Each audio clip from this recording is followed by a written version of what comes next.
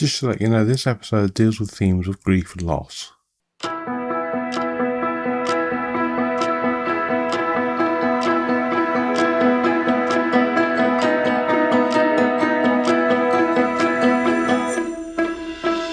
Welcome to Filmability. My name is Joel Fisher and I'm the author of Filmability, A History of Disability in Cinema, which you can find on Amazon in Kindle and paperback. Welcome if this is your first time listening, and welcome back if you've listened before. Remember you can find me wherever you get your podcasts, so don't forget to like, share, follow, subscribe and all that good stuff.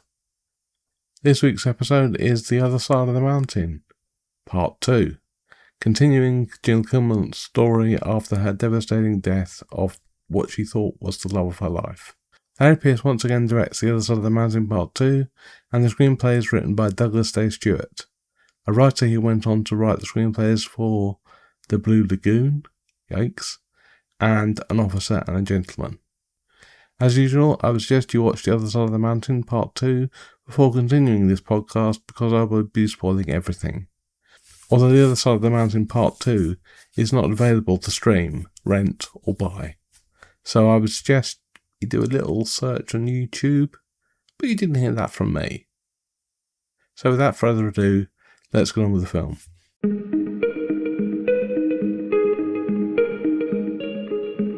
Okay, so the film that opens with Alta, Utah, 1955. A man is telling Jill how to go down the slope and how to be safe. Somebody else counts her down as she goes down the slalom and hits a few flags, and there's a dramatic scream and she falls down the mountain. The text says, "This is a continuation of a true story," and this is the bit that's recreating her accident from the first film, but I don't understand why they recreated it rather than just showing what happened in the last film, because this comes across very differently from the first film.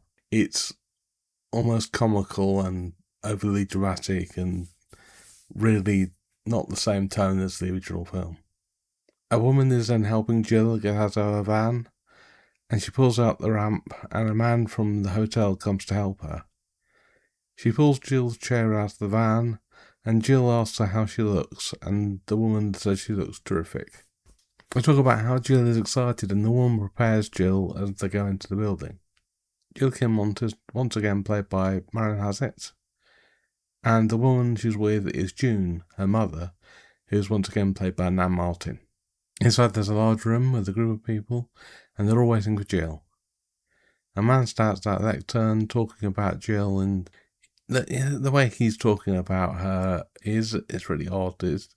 He describes the mountain in a very dramatic kind of way, like it was the thing that cut her down in her prime. And he says that she's paralysed from the shoulders down, but she's technically disabled.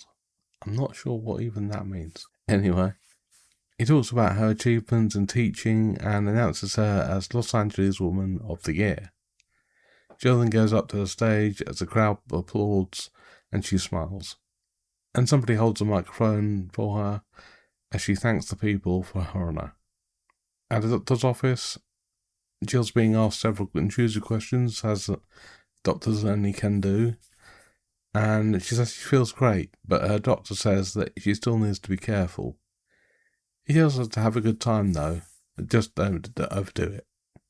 Jill then gets loaded into a van, and June gets in the van and they drive off. They talk about how Jill has spent as much time in a chair as she has out of it. And June talks about how they're going to see people that they haven't seen for ages and they're looking forward to see her. But Jill says that she might be too tired to do it later on. But June convinces her that it'll be okay. And as they're going along, June points out all the local places that Jill may recognise, and they pull up to the house where they're staying. In the next scene, Jill is with Audra, which talks about how they both ended up in wheelchairs for different reasons, and Jill asks her friend for more wine. They make a toast to life, and then some boys come up to their mother and ask her for ice cream. Both the women say that Jill should get married, but Jill says she doesn't need a man to be complete, and she's happy as she is. And in this scene, Audrey is once again played by Belinda Montgomery, and our other friend is called Linda, and she's played by Gretchen Corbett. In the next scene, Jill and Linda are in a Jeep, and they come to a muddy path and a river that's crossing it. Linda isn't sure if it's safe to go across, and Jill encourages her to go for it anyway, even if they get stuck. But then they go across the river, and as Linda suspected, they do get stuck. Although Jill isn't worried, and they shout for help while they're laughing. A man on a horse comes up and asks them how long they've been stuck there. Jill says a week, and suggests they come up to his place after he gets them out of the river.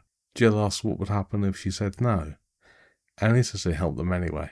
They attach a rope to one of the horses, and the man tells Linda to put her foot on the gas. The car sprays up water, and he suggests that they both get out and push.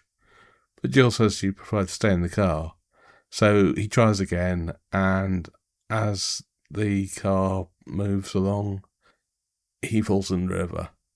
He suggests that they come back to his place, but Jill says that it's raining because he's really wet at this moment. It's a joke about him. He looks terribly wet, and that they should go, and they leave him behind. The man who rescued them is called John Booth, and he's played by Timothy Bottoms. Later on, John comes back and comes to see Jill. It's sort of implied that she's nervous about him seeing her in a wheelchair, but when he does see her, he doesn't react. He says he's a landlord, and she says that her TV needs fixing. So he says he's going to go get a screwdriver and he'll be right back. And inside, John fixes Jill's TV, and she thanks him, and he immediately asks her why she's in a wheelchair. And this is something I may have mentioned before, but it's worth mentioning again. Although there seemed to be an attraction between John and Jill, and they may want to get to know each other, John does rather bluntly ask why Jill uses a wheelchair. He does it in a better way than just asking, "What's wrong with you?" which I've mentioned before, but it would be nice if he got to know her as a person first. I can't speak for every disabled person, but having to explain my disability to strangers over and over makes me feel exhausted sometimes. It always seems to happen when I least expect it as well, so I have to decide what to tell them on the spot. There's also the issue for non-disabled people that asking them why they're disabled may bring back some past trauma. They could be disabled because of an accident, or left disabled due to a low point in their life where they considered ending it. All I'm saying is that when getting to know a disabled person, perhaps ask them something about their interests first. She says she's been in a chair since she was 17. She thanks him again and says that she likes the house. He says that he can call her any time that she needs anything, and he leaves. Outside, Jill is with the kids in her class, and she encourages them to read. One of the kids is struggling, and she helps him out, and then she gives one of the other kids a turn. At home, June talks about John, and he turns up, and he's making small talk with Jill, and she asks him if he's going anywhere, saying that she hopes that he has a good time. June then asks why she didn't ask him in for coffee, and Jill says that he obviously has a date. At the bar though, John is drinking alone, and he sees a woman smoking from across the bar. She makes eye contact with him and raises her glass to him, and they're next seen laughing and kissing as they come home. Jill's in bed as they come back, and she can hear them. Then at a drive-through, Jill is with a date watching a war movie. She says she's cold, and she wants him to put his arm around her. He ignores her though, and she gets annoyed, saying that he's not attracted to her. He says that they're just great friends, and he feels like he can talk to her at any time. She says she wants him to kiss her, and he says what would be the point because she can't feel it anyway. She tells him that she can feel it on her face and her shoulders though, and she asks him why he thought that she dressed up for him. He says he wanted to kiss her, but she protests. He then says he wants to kiss her, but she protests, and he does it anyway, and she's crying. He's basically crossing a line, he's gone against her consent, and it's a horrible experience. But it turns out to be a dream, and Jill wakes up, and crying and hyperventilating, and her mother rushes in, and she's still talking about the dream and trying to calm herself, and her mum's trying to calm her as well. Jill's then laid down in bed, and she calms down, and June strokes her face, kissing her forehead as she steps back. Jill then asks June what would happen if she died, and June says she's not going to die. But Jill says she thinks that they should talk about it anyway. Her mum ignores her though, but Jill keeps asking when they're going to talk about it. And although barely touched upon, if you do have a carer who's a lot older than you, then this may become an issue at some point. I have elderly parents myself, and although I do a lot of things for myself, I do wonder what I would do without them. Not only from a practical point of view, but from an emotional one as well. However, these days there are measures in place that can help a disabled person, and there are certain legal things that come into place, at least in the UK. However, if Jill's mother were to die, then Jill may have been institutionalised, forced to live with many other disabled people, and the authorities may not even listen to her and consider her as an individual who has an independent life and a job where she can support herself. The next day, a group of school kids are going to ride horses with some of the local cowboys. Jill and John are talking and flirting, and she asks him what they're doing out there. He says his family owns a place, and she asks for a discount. He says he's read the book about Jill's life, and she asks him if he skis. He says he doesn't, and he's being a bit awkward. And he says he's never talked to a celebrity before, pointing out to his mother who's staring at them from inside her house. Jill then points out her own mother in the van waiting for her, and she says it's been nice talking to.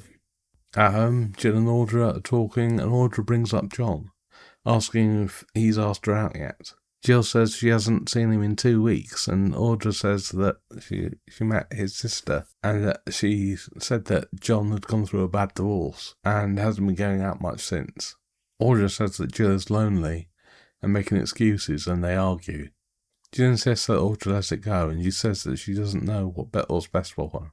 Jill says that every man she's ever loved has died, including Dick, Buddy, which is news to the audience, and her father, which is again another development and a reason as to why he's not in the sequel. She says it's so hard, and she cries. Audra tries to comfort her, but Jill says that she has so much more because she can feel and isn't paralysed like her. And this is the point of the film which may surprise certain non-disabled audience members if they've seen the first film. But internalised ableism may be a hard thing to shake. Every day is not a fresh new challenge for every disabled person. Feeling full of positivity, like happiness, is just something that needs to be maintained. The world could get you down even if you have a job, a loving family, and a partner who loves you. You just have to remember that things get in the way, such as other people and their attitudes, and a lot of the time, there's not much that can be done to change that. Jill then goes outside in the next scene and goes to see John. She asks him what he's doing tonight, and she says that she's going to watch the fireworks, asking if he wants to come along. He agrees, and they both make their way to the fair, where there's music and fireworks in the sky. They talk, and she asks him about his marriage, but he deflects it. He says he thought that she was pretty when they first met, but now he thinks that she was beautiful. And he says that he's sure that Jill gets this all the time. She says she doesn't, and they talk about their work, and she asks why John's a truck driver, and he says he does it because of the same reason that she teaches. It's just something he's always done, and it sort of feels like he's meant to do it. They talk a little as they get back to Jill's house, and they say goodnight. The next day, Jill's awoken by John's horn on his truck. She calls for June to help her get dressed, telling her to hurry though because she doesn't want John to leave without her. Outside, she asks John to carry her, and he says he doesn't want to hurt her, but she instructs him how to do it properly, and he lifts her up, puts her in the truck. They head off, and he says that people ask whether he's lonely when he's driving his truck for such a long time, but he says he just smiles, and he knows what it's like to be really out on the road. They make a stop, and he says that they're picking up some crude oil. Jill sees a deer caught in a wire in a fence, and John gets out of the truck to help it. He carefully approaches, setting it free, and Jill is impressed, and he gets back in the truck. They drive off and music plays as they travel, and Jill looks out the window as the truck gets loaded up.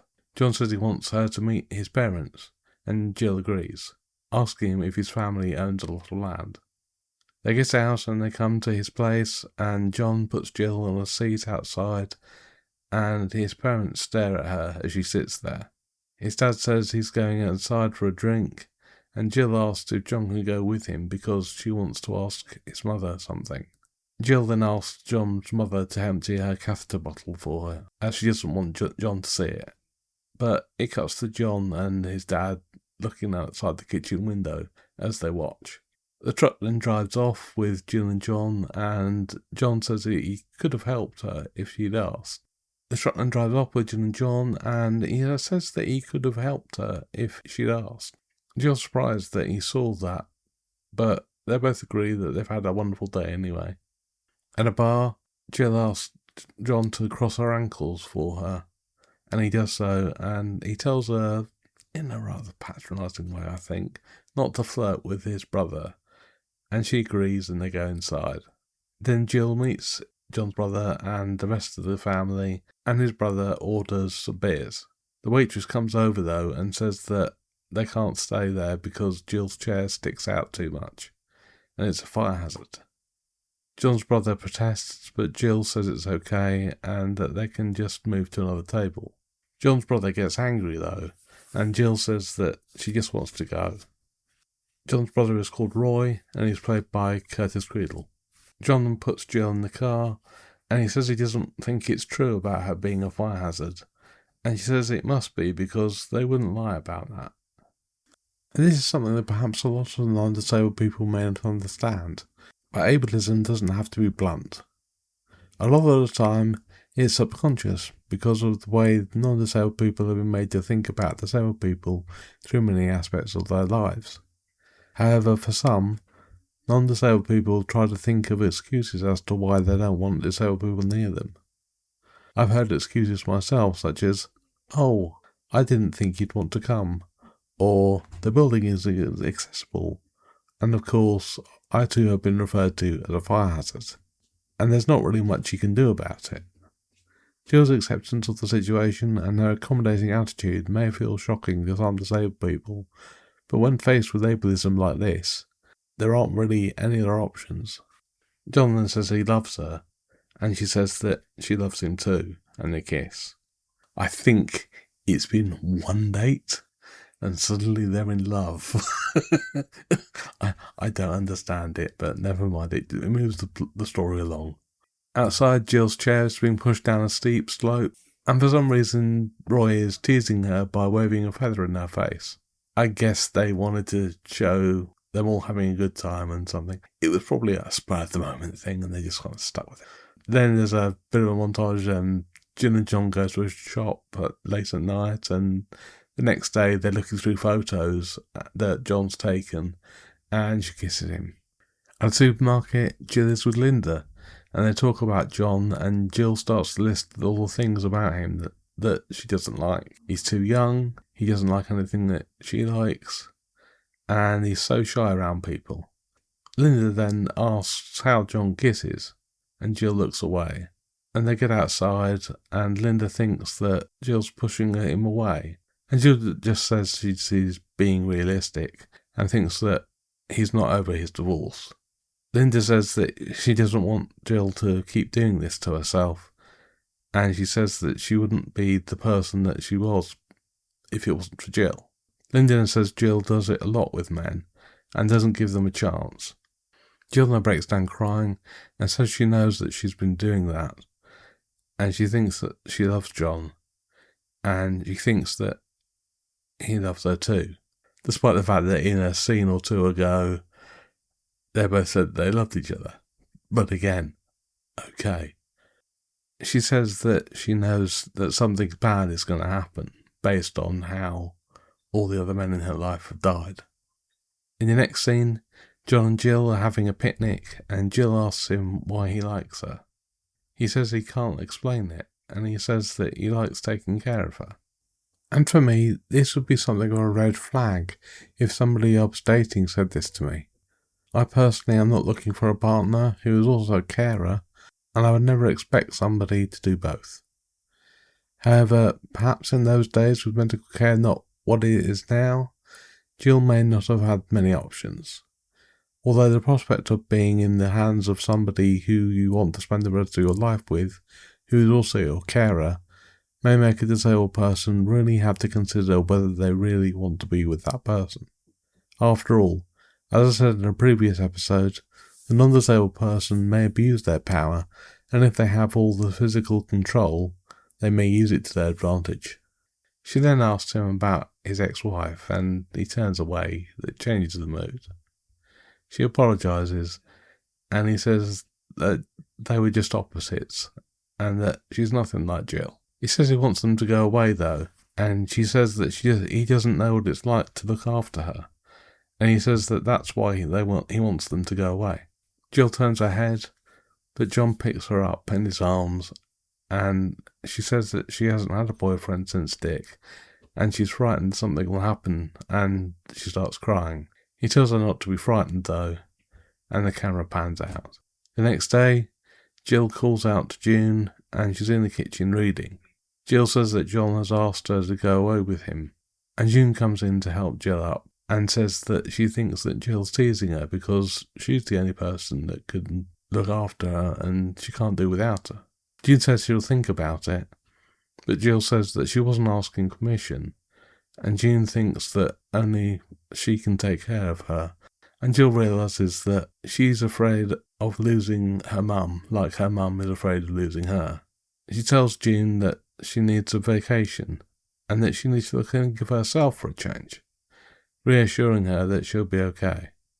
And then John and Jill head off in Jill's van, and they're going to Reno. John says that it will take 3 hours to get there. At a casino, John and Jill are sitting at a table. John puts some dice in Jill's hand, and she throws it across the table, and the crowd cheer. And he does it again, and they cheer again. They're having a good time. I'm not sure what the game is, but they're having a good time.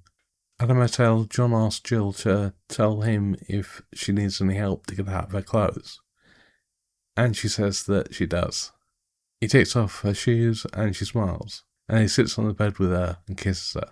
He holds her in his arms, and they kiss again, and she says how strong and gentle he is, and he lays her down on the bed as they keep kissing, and she asks him to make love to her. Sometime later, Jill says that she feels like she's made love, and they're both laying in bed naked, so something's happened. The next day they get to camp and stay overnight. Jill wakes up the next day and asks John to get her up, but he refuses because he hasn't had his coffee yet. She insists, but so does he, and he asks her if she'd got away with being treated like a princess all the time, and she says that she has, but she won't get away with it with him. He goes to her bed and asks her if she wants a kiss or a coffee first, and she says that she wants a kiss because she can't move without a kiss, and she can't breathe without a kiss, so he gives her a kiss. On the beach, John is wheeling Jill along, and they get stuck in the stones. He picks Jill up and sets her down on the beach as he goes to get her chair.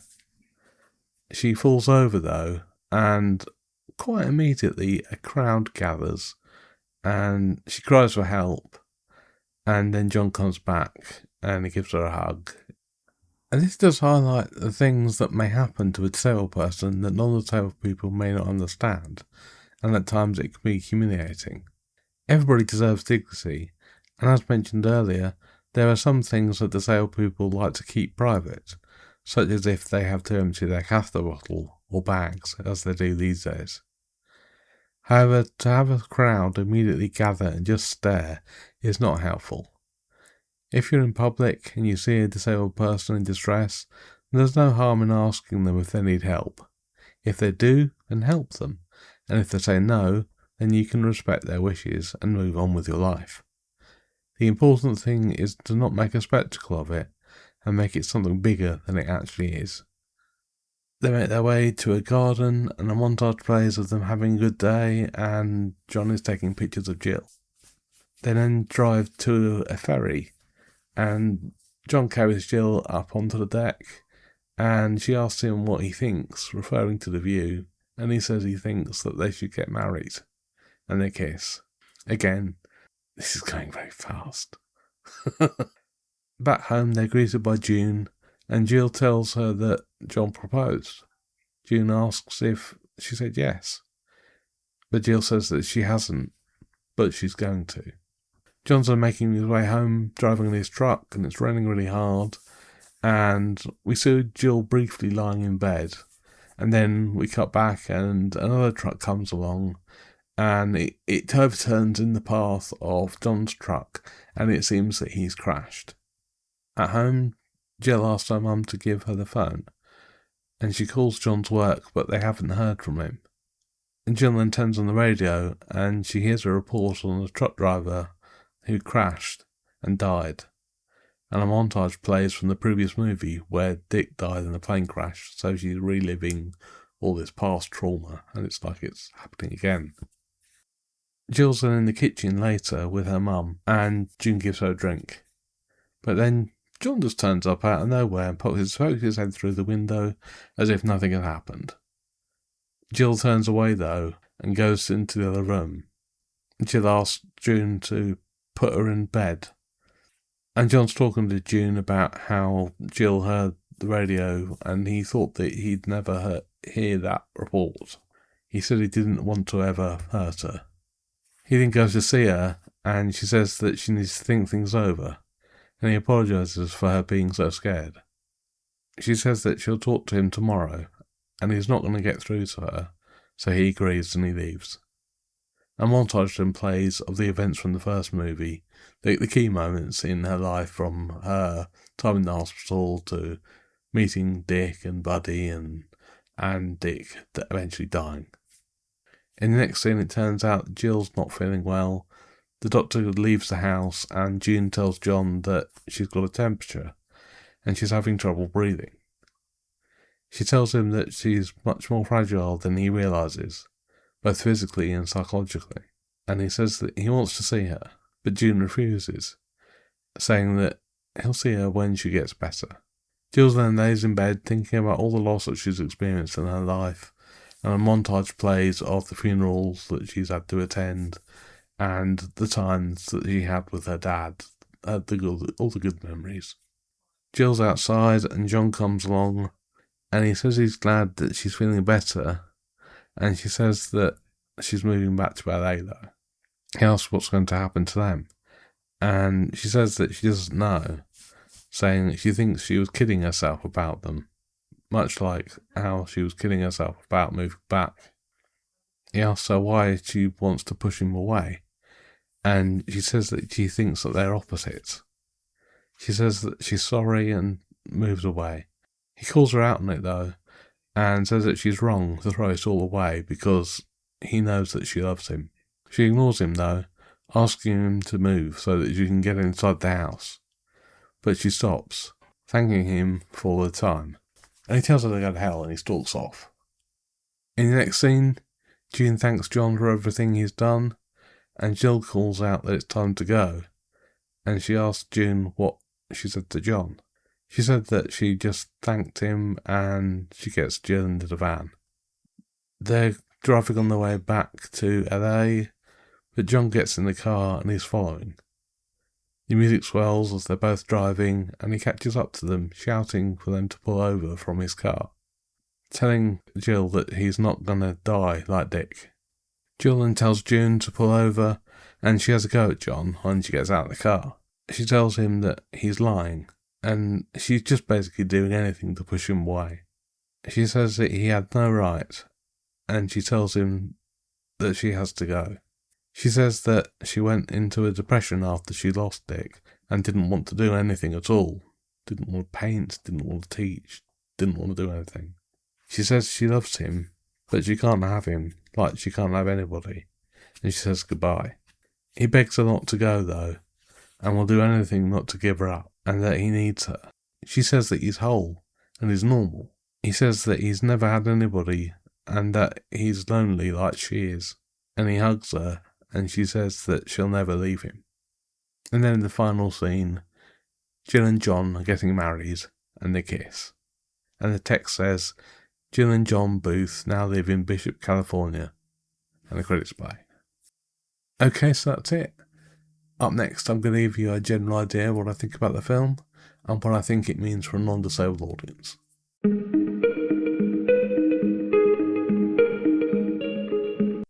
The Other Side of the Mountain Part 2 is perhaps an unnecessary sequel, but one that leaves the audience with more hope than the original. The first part may have laboured the point that not only did Jill lose her ability to walk, but she also lost the love of her life, and the comparison between the two is somewhat insulting, both to Jill's recovery and to her emotions.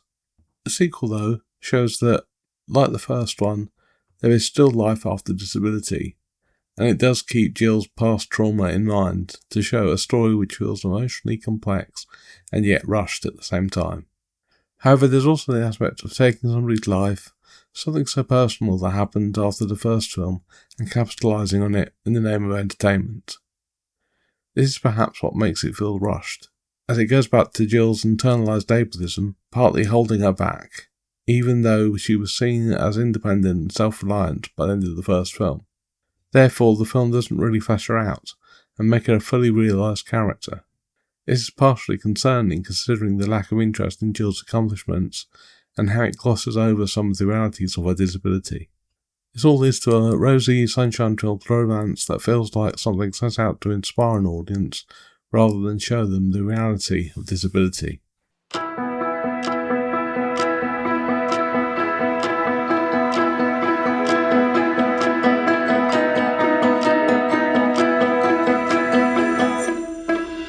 Okay, that's it for this week. Next week I'll be talking about the Charlie Chaplin classic, City Lights, about a tramp who falls in love with a blind router. If you'd like to contact me, you can do so via Bluesky at bluesky.com/film-ability. You can also email me at film-ability@outlook.com. And if you'd like to make a contribution to the things that I do here, you can find me at Patreon at patreon.com/film-ability. You can also find my book at Amazon on Kindle and paperback called Filmability, A History of Disability in Cinema. Thanks for listening, and I'll see you next time.